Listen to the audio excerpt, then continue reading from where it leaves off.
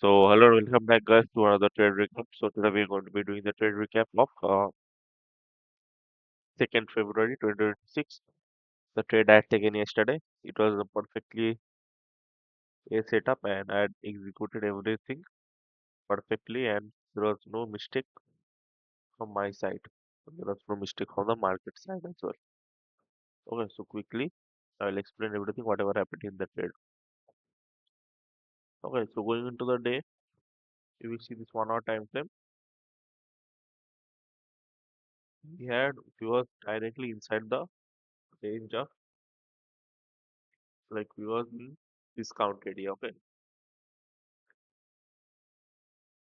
while the market had already opened here, this was the I think this is not this chart for 1 hour. This was the new week opening gap on 30 January. This gap 30 January and 1 February. So this is opening gap which had already been filled the moment it had been opened. Okay, as the moment it had been opened, so next one candle it filled both of them and we started going to the downside. Then we do have an inefficiency here which I have just noticed from my ICT's video. I had completely missed it out, but yeah, this if I would have noticed this while the market was alive. I think so. The bias would be a little bit very uh, confirmed that we do want to go higher. Okay, so the first thing which did help me in identifying my overall raw and overall bias for the day was we had a sell side liquidity which had not been taken yet. There is a sell side liquidity which had not been taken yet. Then we respected this 1 hour if fair value gap, which I didn't see at the time. At the time we was heading into discount. Okay, this 1 hour candle had just opened 9 o'clock candle. So when 9:50 a.m. was live, this 1 hour candle was around hovering around this 50% edge. So now me as a retail trader, I'm thinking that we can eventually we are heading to the discount and eventually we can sell from there. Okay, we can start selling from there. I didn't have any initial thought process on how I like to see the market play out around it. Okay, so as the market was in a discount, then we had a nice. If you go to the 15-minute time frame, this 15-minute candle, I waited for it to close.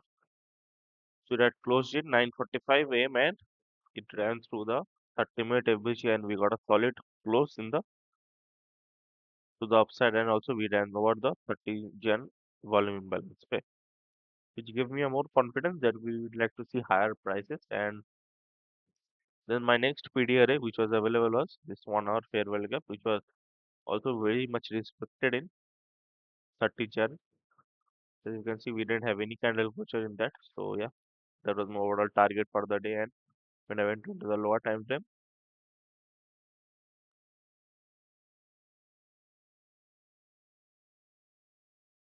you can see here. So I waited in the lower time frame. The market had opened here. I had marked out my first presented fair value gap here. And while waiting, 9:50 a.m. opened around here. As you can see, 9:50 a.m. opened here, ran through this buy side liquidity very nicely. And after that, we did a little bit retracement. So here, I'm not going to lie. I thought that might we can get a little bit retracement here, but I was very on just having the market come to this 5 minute fair value gap and we can shoot some sort of a low and get a change the state and I can take the trade to the upside.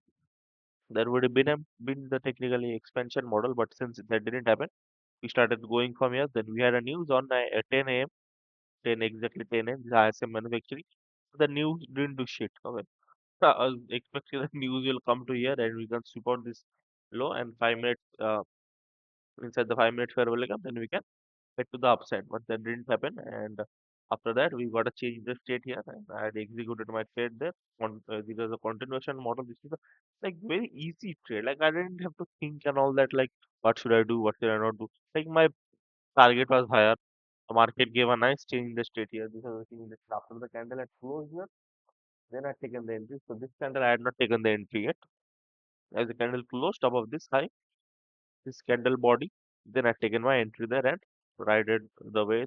to the move and I'd taken a partial here because many a times what happens is after the 1 hour candle had closed very bullish here, we can get a deep retracement. Even if the price, even if you want to go higher, we can get a some sort of a retracement. So I was thinking maybe we can start getting some retracement. So after this candle had closed, I had taken out my partial and left returning, and next I had done the full book here. I'll just show you my uh, trade execution. Wait a second, second for trade execution. Yes,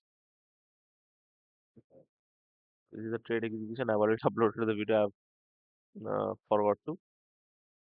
I deleted the video technically. So this is the yesterday's trade only. We are seeing here now. Yeah, now 9:30 m, 9:50 m, 9:59. Next minute, uh, macro opens.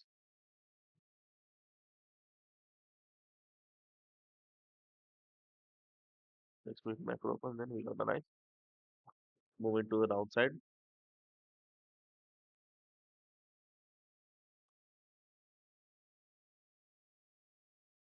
This was the new scandal.